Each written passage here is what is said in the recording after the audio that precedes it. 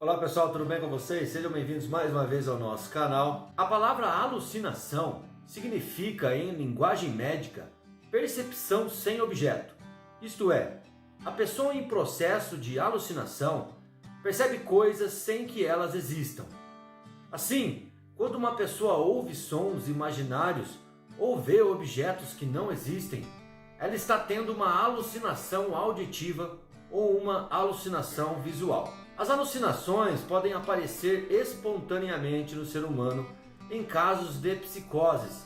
Entre elas, a mais comum é a doença mental chamada esquizofrenia. Também podem ocorrer em pessoas normais, que não apresentam doença mental, que tomam determinadas substâncias ou drogas alucinógenas, isto é, drogas que geram alucinações. Essas drogas são também chamadas de psicoticomiméticas, por imitar ou mimetizar um dos mais evidentes sintomas das psicoses, as alucinações. Alguns autores também as chamam de psicodélicas.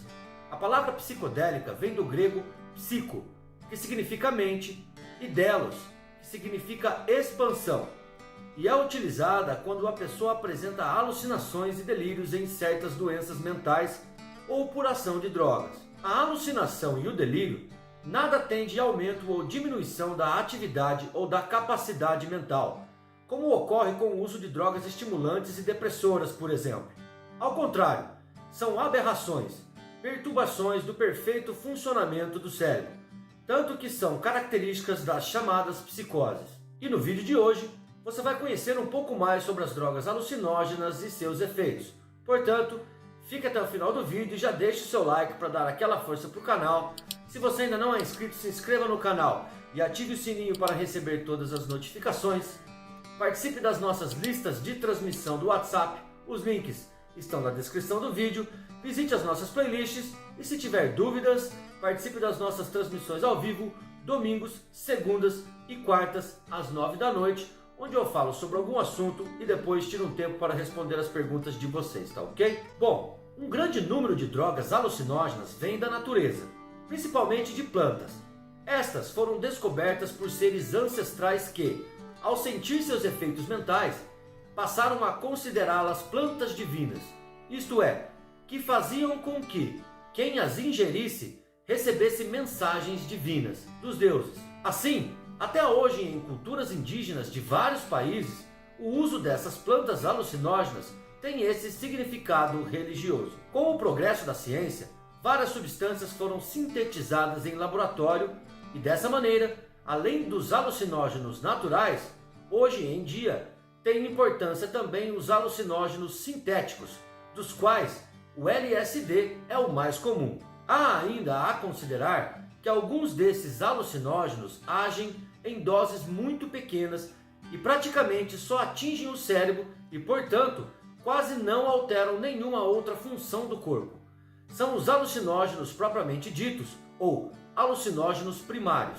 O THC, tetrahidrocannabiol, da maconha, por exemplo, é um alucinógeno primário. Mas existem outras drogas que também são capazes de atuar no cérebro, produzindo efeitos mentais, mas somente em doses que afetam de maneira importante várias outras funções. São os alucinógenos secundários. Entre estes últimos, podemos citar uma planta, a datura, conhecida no Brasil sob vários nomes populares e sob o nome comercial artane. Existem também os cogumelos e o seu uso ficou famoso no México, onde desde antes de Cristo já eram utilizados pelos nativos daquela região.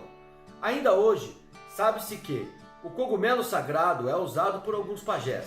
Essa planta recebe o nome científico de Psilocybe mexicana e dela pode ser extraída uma substância de poder alucinógeno, a psilocibina. No Brasil são encontrados pelo menos duas espécies de cogumelos alucinógenos. Uma delas é o Psilocybe cubensis e a outra espécie do gênero Paneolus. Podemos citar uma infinidade de outras drogas alucinógenas, como o vinho de Jurema, que é preparado à base da planta brasileira Mimosa hostilis e usado pelos remanescentes índios e caboclos do Brasil.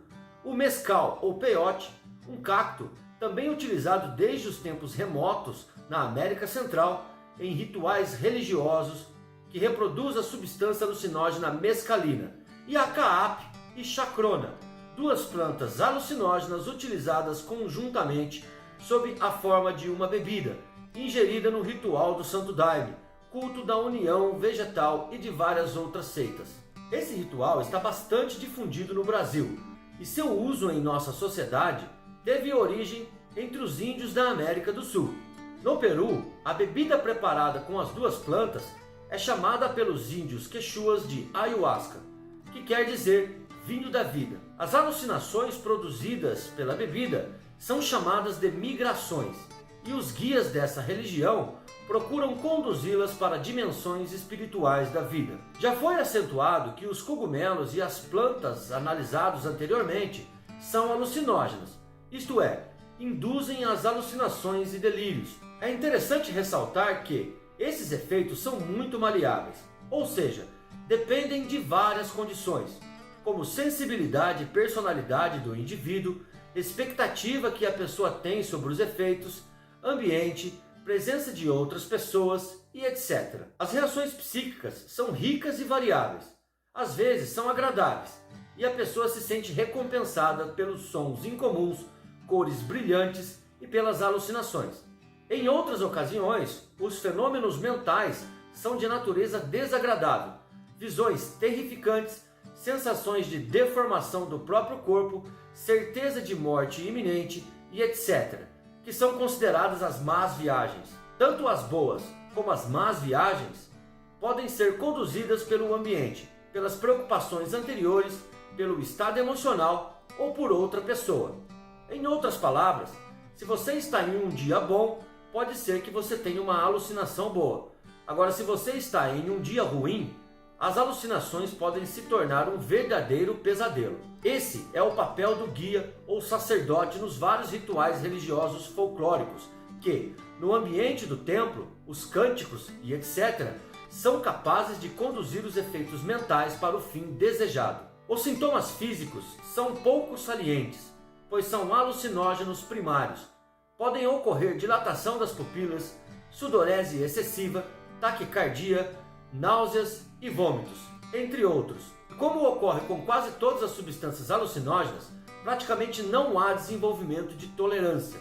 Também comumente não induzem dependência e não ocorre síndrome de abstinência com o cessar do uso. Um dos problemas preocupantes em relação ao consumo desses alucinógenos é a possibilidade, felizmente rara, de a pessoa desenvolver delírios persecutórios, de grandeza ou acessos de pânico, e, em virtude disso, tomar atitudes prejudiciais a si e aos outros. Gostou do vídeo? Então deixe seu like, pois isso ajuda muito o nosso canal. Se você ainda não é inscrito, se inscreva no canal e ative o sininho para continuar recebendo as notificações.